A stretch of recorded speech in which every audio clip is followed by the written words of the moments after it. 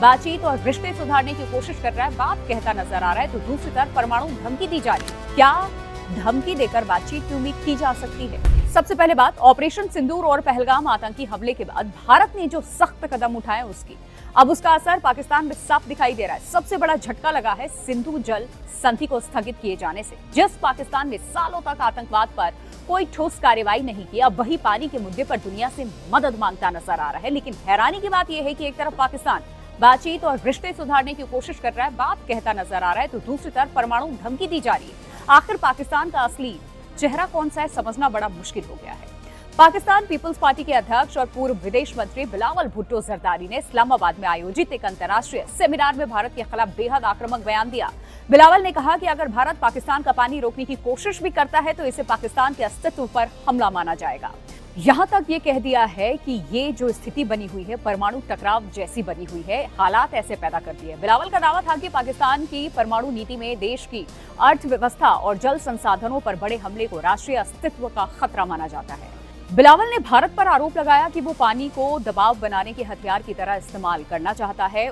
साथ ये भी कहा कि सिंधु नदी पाकिस्तान की जीवन रेखा और पाकिस्तान अपनी पानी, अपनी संप्रभुता और अपने भविष्य की रक्षा हर कीमत पर करेगा। ये भी कहा कि अगर पाकिस्तान शांति चाहता है लेकिन सम्मान के साथ, बातचीत चाहता है लेकिन कानून के दायरे में, और किसी के सामने झुककर वो नहीं रहेगा। अब सवाल ये है कि अगर पाकिस्तान इतना मजबूत है तो फिर दुनिया भर में सिंधु जल संधि बचाने की अपील क्यों कर रहा है पाक? भारत द्वारा संधि को स्थगित किए जाने के बाद पाकिस्तान में बेचैनी साफ दिखाई दे रही है। पाकिस्तान की लगभग 80% खेती सिंधु नदी के पानी पर निर्भर है और यही वजह है कि वहां के मंत्री, सांसद, अधिकारी लगातार इस मुद्दे को अंतर्राष्ट्रीय मंच से उठा रहे हैं। इस कोशिश के तहत इस्लामाबाद में सिंधु जल संधि पर एक अंतर्राष्ट्रीय सम्मेलन तक आयोजित किया गया और इस सम्मेलन में पाकिस्तानी नेताओं के साथ अंतर्राष्ट्रीय कानून और जल विशेषज्ञ भी शामिल हुए। मकसद था भारत के फैसले के खिलाफ वैश्विक समर्थन जुटाना, जो पाकिस्तान करता रहा। लेकिन इस दौरान भारत के खिलाफ धमकियां भी दी गई वहां, जिससे पाकिस्तान का विरोधाभासी रवैया एक बार फिर सबके सामने आ गया।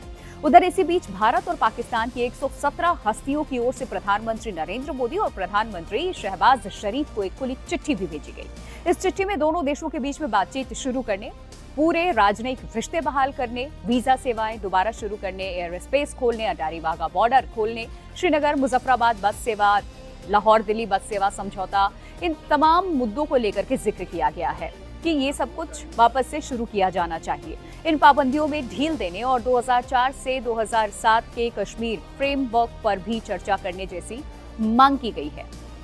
यही सबसे बड़ा सवाल खड़ा होता है। एक तरफ पाकिस्तान के नेता भारत को परमाणु धमकी दे रहे हैं और दूसरी तरफ रिश्ते सामान्य करने और तमाम सुविधा बहाल करने की मांग उठ रही है। क्या ये दोहरी नीति नहीं है? क्या धमकी देकर बातचीत की उम्मीद की जा सकती है? इस पूरे मामले पर भारतीय जनता पार्टी के नेता ने भी तीखा हमला बोला। बीजेपी का ये कहना है कि ऐसे समय में जब देश आतंकवाद के खिलाफ रुख अपनाए हुए है और शहीदों की कुर्बानी अभी भी लोगों के जहन में है, तब पाकिस्तान के साथ रिश्ते सामान्य करने की मांग करना शहीदों का अपमान है। पार्टी का आरोप है कि इस तरीके की पहल भारत के सुरक्षा हितों को कमजोर करने वाली सोच को बढ़ावा देती है। फिलहाल तस्वीर साफ है। एक तरफ पाकिस्तान परमाणु धमकियां दे रहा है, दूसरी तरफ पानी और कूटनीतिक राहत के लिए दुनिया के सामने गुहार लगा रहा है। भारत का रुख अब भी यही है कि आतंकवाद और बातचीत साथ साथ नहीं चल सकते। ऐसे में अब सबसे बड़ा सवाल यही है कि क्या पाकिस्तान पहले अपना रवैया बदलेगा या फिर धमकी और गुहार दोनों साथ साथ चलती रहेगी।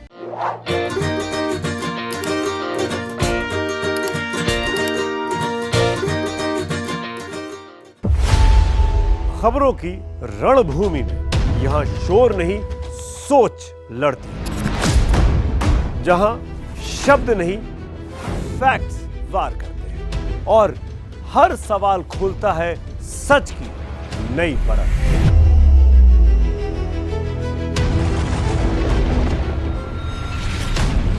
चक्रव्यूह आपके अपने सुमित अवस्थी के साथ सोमवार से शुक्रवार शाम 6:57 पर टाइम्स नाउ नव भारत पर।